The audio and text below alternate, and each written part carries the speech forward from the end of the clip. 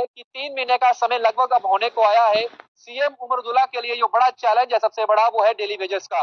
Daily wages को लेकर CM Omar Abdullah के मंत्रियों से जब जब बात हुई है, उन्होंने मना नहीं किया है कि हम रेगुलर नहीं करेंगे।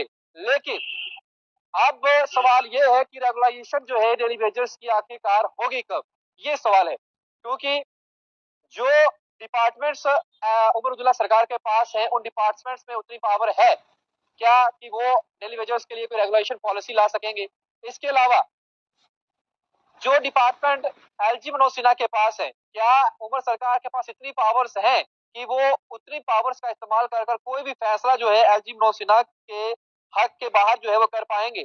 ये कुछ ऐसे सवालात हैं जिनका उत्तर तो सीएम उमर अब्दुल्ला जानते हैं, लेकिन जो वादा डेली वेजेस के साथ इलेक्शंस के दौरान किया गया था, वो वादा था कि सरकार बनते ही सबसे पहले जो काम होगा वो होगा डेली वेजेस की रेगुलाइजेशन का। लेकिन अब जब सरकार बन चुकी है, सीएम उमर अब्दुल्ला लगभग 2 बार जो है इस तरीके से प्रेस कॉन्फ्रेंस कर चुके हैं, और दोनों प्रेस कॉन्फ्रेंसिस में सीएम उमर अब्दुल्ला ने एक बात जो है उसे रिपीट किया है, वो है कि ड्यूल पावर किसी भी स्टेट में नहीं चल सकता।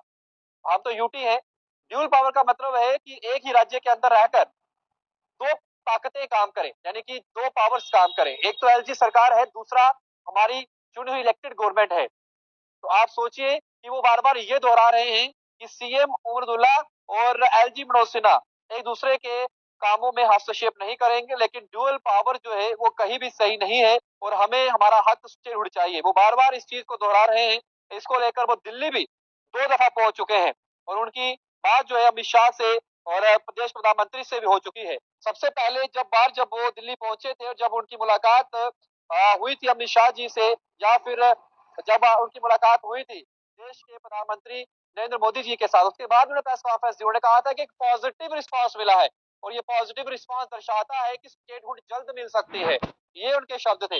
लेकिन उसके बाद जब दूसरी बार वो फिर से गए, तब भी उन्होंने आके प्रेस कॉन्फ्रेंस करी है। और अभी अभी एक श्रीनगर के अंदर मीडिया में जब इंटरेक्शन वो कर रहे थे, तो उन्होंने ये कहा कि आप लोग खुद सोचिए कि ड्यूल पावर्स के अंदर कितना बड़ा चैलेंज है हमारे लिए काम करना। अभी हमारे अफसरों को ये नहीं पता कि उनके पास कौन सी पावर है, उन्हें क्या काम करना है और किसके लिए काम करना है, यानी कि उनके पास कौन सा विभाग है और उनको किसका ऑर्डर का पालन करना है। अभी जो हमारे ऑफिसर्स हैं वो भी खुद परेशान है, और अभी तक बिजनेस रूल्स जो है वो नहीं आए हैं, और ना ही किसी को पता है कि उनके पास पावरें हैं तो है क्या। हमारे मंत्रियों को नहीं पता कि उनके पास पावरें हैं तो है क्या, उन्हें पावरों का इस्तेमाल कैसे करना है।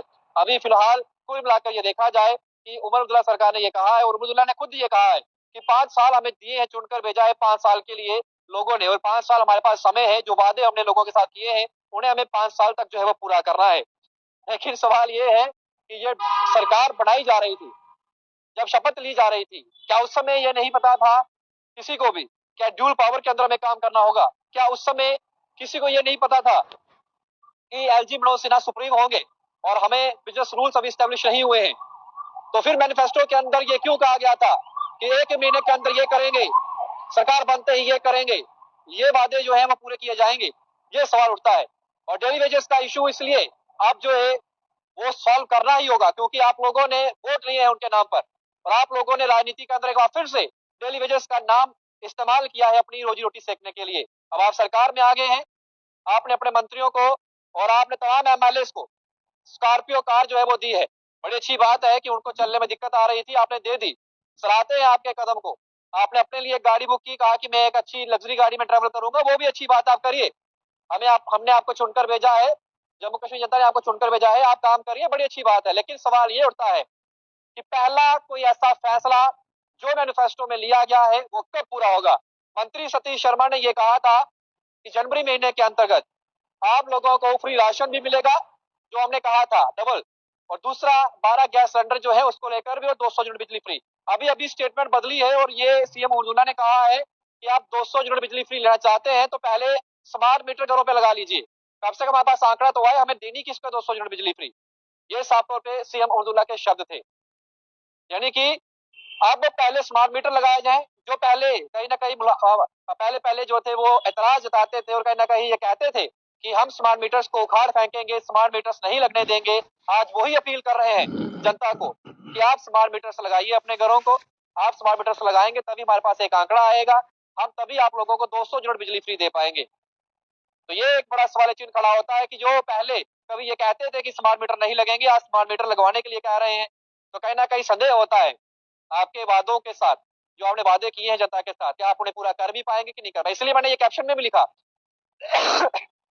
इसलिए मैंने ये कैप्शन में लिखा कि आप, चैलेंज जो है बहुत बड़ा है उमर अब्दुल्ला के लिए। जो चैलेंज उन्होंने किया डेली वेजेस के साथ, जूथ के साथ क्या किया, यूथ को ये कहा कि जब हमारी सरकार बनेगी, जब उमर अब्दुल्ला की सरकार या नेशनल कॉन्फ्रेंस की सरकार बनेगी, जो सबसे पहला काम किया जाएगा वो किया जाएगा रोजगार मुहैया करवाना। और उसके लिए जो फॉर्म लगता है, जो जेकेएसएसबी जेकेपीएससी आपका फॉर्म लेती है ना, उसमें आपको पैसे नहीं देने, फॉर्म के पैसे नहीं लगेंगे, फ्री में फॉर्म लगेगा, हर एक बच्चा फ्री में फॉर्म भर पाएगा। लेकिन जनवरी महीने के अंदर ही सबसे पहले जो फॉर्म लगे दिसंबर और जनवरी के अंतर्गत, वो लगे जेकेपीएसआई के। उसके लिए बच्चों ने जो है 600-600 रुपया 800-800 रुपया फीस दी। तो सवाल यह भी उठता है, एजुकेशन विभाग आपके अंतर्गत आता है, आप सीएम है, डिप्टी सीएम आपके हैं, कैबिनेट मिनिस्टर्स आपके हैं, तो फिर आप ये रेजोल्यूशन क्यों नहीं पास कर पाए। चलिए मान लेते हैं आपके पास ड्यूल पावर है और आप उतने सक्षम नहीं है कि आप लोग जो है किसी प्रकार से डेली वेजेस को परमानेंट कर पाए, लेकिन जब आपका सेशन शुरू हुआ था असेंबली का, कम से कम आप एक रेजोल्यूशन लाते उस समय। जो 3 दिन आपने जिया किए और बेबुनियाद बात को लेकर आपने जो है उसमें बहस की, जो 317-35 को लेकर था। ये आप जानते हैं कि अगर कांग्रेस की सरकार कभी हुकूमत में आएगी तो अब एक ही मात्र रास्ता है, वो रास्ता है कांग्रेस का सरकार में आना, और या इंडिया अलायंस सरकार में आए तो 317-35 पर कभी बात हो सकती है, और ये बहुत दूर की बात है। अन्यथा कभी भी 317-35 को अब लाया नहीं जा सकता कॉन्स्टिट्यूशनली। कॉन्स्टिट्यूशनली मतलब क्यों कि कॉन्स्टिट्यूशन के साथ उसे खत्म किया गया, एब्रोगेट किया गया, सुप्रीम कोर्ट ने उसे खत्म कर दिया। आपने 3 दिन जो सेशन लगा, जो 4 दिन सेशन लगा, आपने सिर्फ और सिर्फ व्यर्थ किया वो समय। आप उस दिन सबसे पहला जो रेजोल्यूशन लाते, आप लाते डेली वेजेस की रेगुलाइजेशन का रेजोल्यूशन। आप कहते हैं कि हम इस पर डिबेट करना चाहते हैं कि डेली वेजेस को रेगुलर करना है और कैसे करना है। आप उसमें बिल पास करते, आप उस बिल को लेकर जाते, जब एलजी मनोज सिन्हा को देते, उसके बाद जब वो साइन करते उसके बाद दिल्ली जाते कि हमें फंड दीजिए, हमें डेली वेजर भाइयों को परमानेंट करना है।